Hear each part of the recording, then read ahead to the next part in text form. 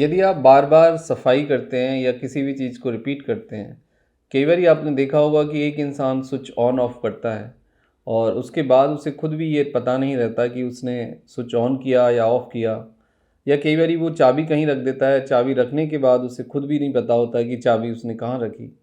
या फिर किसी भी चीज़ को बार बार मेक श्योर करने की आदत, एक हद तक ये रिपीटिशन हो सकता है। एक हद तक कई बार जब आप एंजाइटी में होते हैं या फिर आपका ध्यान कहीं और होता है या फिर आप मल्टीटास्किंग होते हैं, तो उस तरह की चीज़ें आप करते हैं। लेकिन यदि एक चीज़ आप रिपीटेडली करते हैं और उसके लिए आप ऑब्सेस हो जाते हैं लगातार, तो फिर ये आपको एक प्रॉब्लम हो सकती है, ये एक न्यूरोलॉजिकल डिसऑर्डर हो सकता है, आपको ओसीडी हो सकती है। ये एक दिमागी कंडीशन है जिसमें कुछ रासायनिक चेंज हो जाता है।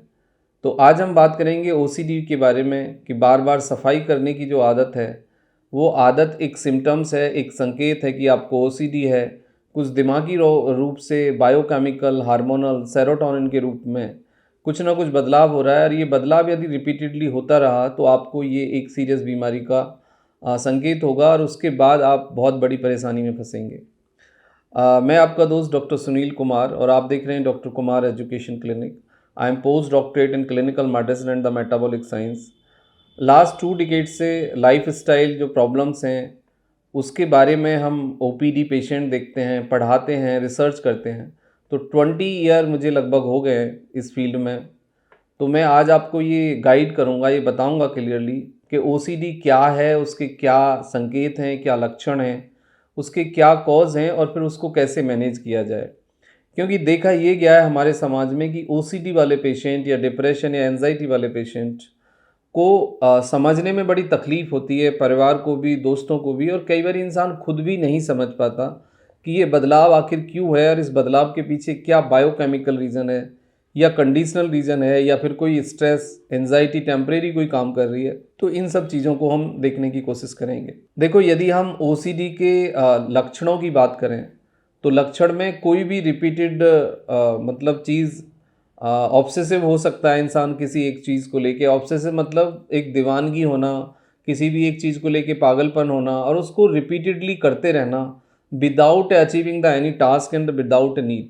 देखो, यदि कोई भी चीज़ आप रिपीट कर रहे हो और उसकी आवश्यकता आपको नहीं है तो फिर ये एक कंपल्सिव डिसऑर्डर हो सकता है और ये डिसऑर्डर दिमागी बीमारी का संकेत होता है। जैसे एग्जाम्पल के लिए आपने देखा होगा कि बहुत सारे लोग हाइजीन कॉन्शियस हो जाते हैं, मतलब सफाई के प्रति बहुत ज़्यादा सेंसिटिव हो जाते हैं, कंपल्सिव हो जाते हैं। घर को बार बार धोना या चादरों को बार बार धोना या बार बार हाथ धोना। एक हमारे पेशेंट थे, वो बार बार कोविड में उनको ऑब्सेसिव कंपल्सन ज़्यादा हो गया कुछ, और उन्होंने क्या किया कि बार बार हाथ धोना सैनिटाइज़र से, पूरे घर को सफ़ा करना, चादरों को सफ़ा करना। उनको लगता था कि समवेयर कोई इन्फेक्शन स्प्रेड हो जाएगा, फैमिली बीमार हो जाएगी, मैं बीमार हो जाऊंगा, मैं मर जाऊंगा। तो इस तरह के थॉट के साथ पेशेंट रिएक्ट करता है। लोग उसको समझाते हैं, घर वाले लोग उसको तर्क भी देते हैं, रिपीटेडली समझाते भी हैं, लेकिन वो समझने की कंडीशन में होता ही नहीं है, क्योंकि इंसान अपने नॉर्मल स्टेट ऑफ माइंड में नहीं होता, नॉर्मल सेंस में नहीं होता है, एक ऑब्सेसिव कंपल्सन के साथ होता है और एक रिपीटेड थॉट चलता रहता है। तो इस तरह की जो हैबिट हैं, इस तरह की जो आदत हैं, ये एक संकेत होती हैं और इन संकेत से पहचान सकते हैं। यदि इस तरह का कोई सिम्टम्स, संकेत, कोई चेंज, कोई व्यवहारिक चेंज आपको दिखता है अपने फैमिली के साथ, फ्रेंड्स के साथ या रिश्तेदारों में, तो उसकी मदद करिए, उससे बात करिए, उसको एक फिजिशियन के पास लेके जाइए। डॉक्टर फिर सिम्टोमेटिक पहले ट्रीटमेंट देंगे, आपको डायग्नोसिस बनाएंगे और पूरी हिस्ट्री लेंगे, और उसके बाद कुछ जांचें भी होती हैं जिससे कि कुछ हद तक कंफर्म किया जा सकता है। वैसे ओसीडी की कोई क्लिनिकल कंफर्मेटरी जांच नहीं है बहुत कॉमन, लेकिन फिर भी कुछ जांचें हैं जिसके आधार पे हम ये कंफर्म कर पाते हैं। वैसे इसका जो डायग्नोसिस होता है, कंफर्मेटरी डायग्नोसिस होता है सिम्टम्स के आधार पे, फैमिली हिस्ट्री के आधार पे, कंडीशंस के आधार पे, और कुछ और क्लिनिकल पैरामीटर्स को भी कंसीडर किया जाता है।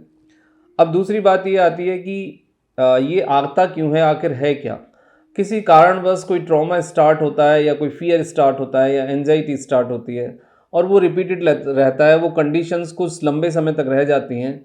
तो उसके बाद देखते हैं कि पहले फियर आया, फिर एंजाइटी आई, फिर रिपीटिशन हुआ, फिर ओवर थिंकिंग हुई, और उसका एक लास्ट मतलब एक कॉम्प्लिकेशंस आई कि भाई ओसीडी हो गया, ऑब्सेसिव कंपल्सिव डिसऑर्डर हो गया, और ये कोविड में बहुत ज़्यादा शुरू हुआ बहुत सारे लोगों को, और वो लोग अब तक भी इसको कैरी कर रहे हैं।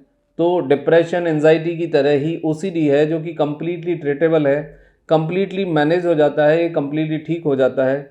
लेकिन साइकोथेरेपी और क्लिनिकल थेरेपी के साथ साथ काउंसलिंग और मोटिवेशनल थेरेपी और एक लॉजिकल थेरेपी जिसे हम कहते हैं कि हम पेशेंट से बात करके पेशेंट के दिमाग में प्रूव करते हैं कि ऐसा कुछ है नहीं जैसा वो सोच रहा है, और जैसे जैसे पेशेंट लॉजिकल होता है, थोड़ा सा कॉन्शियस होता है और रिपीटिशन को कम करता है और दूसरी चीज़ों में एंगेज होता है, तो फिर पेशेंट ठीक भी हो जाता है।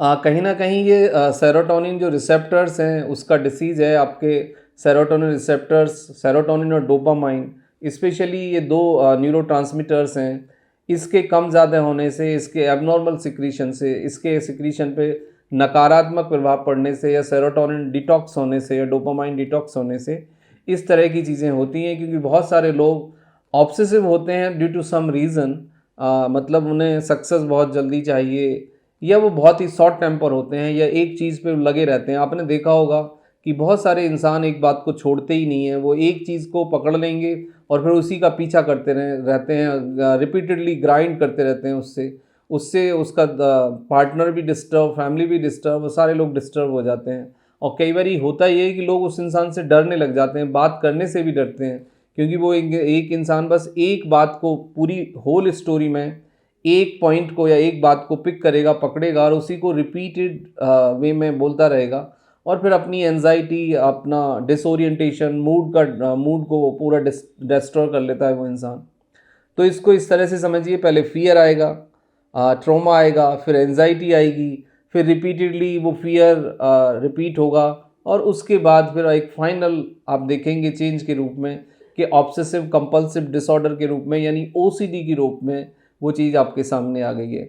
ये न्यूरोबायोलॉजिकल साइकोसोमेटिक डिसऑर्डर इसे कह सकते हैं आप, बट इसमें मोस्टली आपके सेरोटोनिन रिसेप्टर्स को फिक्स करने वाले या रेगुलेट करने वाली दवाइयाँ इसमें दी जाती हैं, जो कि काफ़ी हेल्पफुल भी होती हैं। लेकिन इसमें मेडिसिन्स आप खुद से नहीं ले सकते, क्योंकि मेडिसिन्स के अपने साइड इफ़ेक्ट भी होते हैं, और मेडिसिन्स की डोज और टाइम बहुत इंपॉर्टेंट होता है इसमें। क्योंकि कई बार लोग करते हैं कि एक दवाई डॉक्टर लिख देते हैं और उसको 6 मंथ या 1 साल या 2-3 महीने तक या 2-3 साल तक इवन खाते रहते हैं। उससे परेशानी ये होती है कि फिर ओसीडी ठीक हो गई होती है, उस दवाई के साइड इफ़ेक्ट को डील करने के लिए फिर आप दूसरी दवाई खाते हैं, फिर तीसरी दवाई खाते हैं, और एक साइकिल, विस्कस साइकिल में फंस जाते हैं। कोई ना कोई दवाई आप लेते रहते हैं, या तो फिर आपको दवाई लेनी पड़ती है या दवाई छोड़नी पड़ती है। ओसीडी के ट्रीटमेंट सबसे इम्पॉर्टेंट है counselling, psychotherapy, motivational therapy, logical discussion plus आपका क्लिनिकल ट्रीटमेंट। ये चारों चीज़ें काम करेंगी तो ही पेशेंट ठीक होगा। यदि आप एक चीज़ अप्लाई करके पेशेंट को ठीक करना चाहते हैं तो ऐसा नहीं हो सकता। ये कोई भूत प्रेत की बीमारी नहीं है, ये इंसान खुद से नहीं करता है, ये कोई पुनर्जन्म का रिपीटिशन नहीं है, ये एक न्यूरोलॉजिकल डिसऑर्डर है। सेरोटोनिन रिसेप्टर्स का ये एक फंक्शनिंग में चेंज है, उसके कारण ये बीमारी होती है। अब दूसरे लेवल पे आते हैं कि इसके साथ बहुत सारे लोगों के साथ ये देखा जाता है कि वो कुछ नशे की लत में पड़ जाते हैं। मतलब वो कुछ नशा करते हैं फियर के साथ, डिप्रेशन के साथ, एंजाइटी के साथ। मतलब इंसान अपनी हीन भावना, स्ट्रेस, एंजाइटी या स्लीप को, या फिर अपने को लिफ्ट करने के लिए, अपने को हाई करने के लिए, अपनी एबिलिटी को बढ़ाने के लिए कई बार कुछ सेडेटिव का सहारा लेते हैं। लेकिन कुछ दिन के बाद पता लगता है कि वो सेडेटिव जो है उसने एक चेंज कर दिया है बायोकेमिकल, और उससे फिर एक इंसान को ओसीडी, डिप्रेशन या एंजाइटी हो गया है। तो कहीं ना कहीं इसमें मतलब सेडेटिव्स का भी अपना रोल है, और गलत नशा और नशे की ओवरडोज करना वो एक बहुत ज़्यादा रोल प्ले करता है। फिर आपका अपना एटीट्यूड, यदि आप बहुत ज़्यादा ऑब्सेस हैं, एनर्जेटिक हैं, और बहुत ज़्यादा आप हाईली गोल ओरिएंटेड हैं, हाईली टास्क ओरिएंटेड इंसान हैं, तो फिर आपके साथ ये रिस्क जुड़ जाता है। तो आपको रिलैक्स होने की ज़रूरत है, आपको डिसिप्लिन होने की ज़रूरत है, और आपको लेट एंड अर्ली ये समझने की ज़रूरत है कि you are a normal human being, और एज ए ह्यूमन बीइंग आप अच्छा भी करेंगे, बुरा भी करेंगे, और आपकी अपनी लिमिटेशंस भी हैं, और अपने को डिसिप्लिन से आपको बिजी रखने की ज़रूरत है। उसके बाद आता है कि कई बार जब ओसीडी का कुछ टाइम गुजर जाता है तो लोगों को इस डिसऑर्डर में मतलब कॉन्ट्रा इंडिकेशंस बन जाते हैं कुछ। अनवांटेड अर्ज होती है, सेक्सुअल थ्रस्ट बहुत ज़्यादा होती है, इमीडिएट सेक्सुअल थ्रस्ट हो जाएगी इंसान को और वो अपने पार्टनर को एकदम ऑब्सेस होकर परेशान करेगा। मतलब इमीडिएटली उसको वो स्टेज चाहिए जो कि सेक्सुअली वो उसको अचीव करना चाहता है। रिलीजियस फियर बढ़ जाता है, रिलीजियस फियर में कि भाई गॉड या सुप्रीम पावर या जो भी जिस इंसान को भी वो मानता है वो इंसान उसका बुरा कर देगा, या उससे कुछ बुरा हो गया, या इस जन्म में हो गया या उस जन्म में हो गया, इस तरह के थॉट भी इंसान कैरी करता है। उसके बाद आता है कि इंसान बहुत ज़्यादा जो मूड है उसका वो फ्रेजाइल हो जाता है, अनवांटेड थॉट्स आते हैं, मूड डिसऑर्डर दिखता है, नम्बनेस होती है, सडन उस वायलेंस कई बार दिखता है, बॉडी पेन आता है और एनर्जी का लेवल कम ज़्यादा फील करता है। कई बार वो कॉग्निटिव यानी मेंटली बहुत एनर्जेटिक दिखता है, लेकिन कई बार बहुत वो एकदम लेज़ी हो जाता है, शांत हो जाता है। और ये एबनॉर्मलिटी उस पेशेंट को खुद भी परेशान करती है और इस एबनॉर्मलिटी के कारण वो इंसान किसी भी टास्क में फोकस नहीं कर पाता है, अपनी गोल को अचीव नहीं कर पाता है। तो इस तरह की दिक्कतें होती हैं। तो यदि कोई आपके आसपास है या आपको कुछ ऐसा है या कोई रिलेटिव्स को इस तरह का कुछ चेंज देखते हैं तो डेफिनेटली वो इंसान ओसीडी का पेशेंट हो सकता है। उसे काउंसलिंग की ज़रूरत है, उसे हेल्प की ज़रूरत है, उसे ट्रीटमेंट की ज़रूरत है।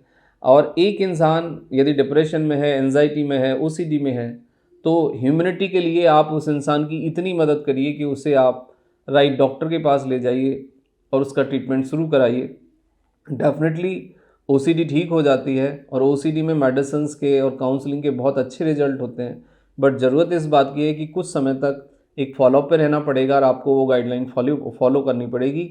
तो आप दोबारा से फिर स्माइल कर सकते हैं, आप पॉजिटिवली रह सकते हैं, आप अपने लोगों में मिक्स कर सकते हैं और आप दोबारा से देखेंगे कि आपकी लाइफ नॉर्मल वे में स्टार्ट हो गई है। Thank you very much and take care yourself.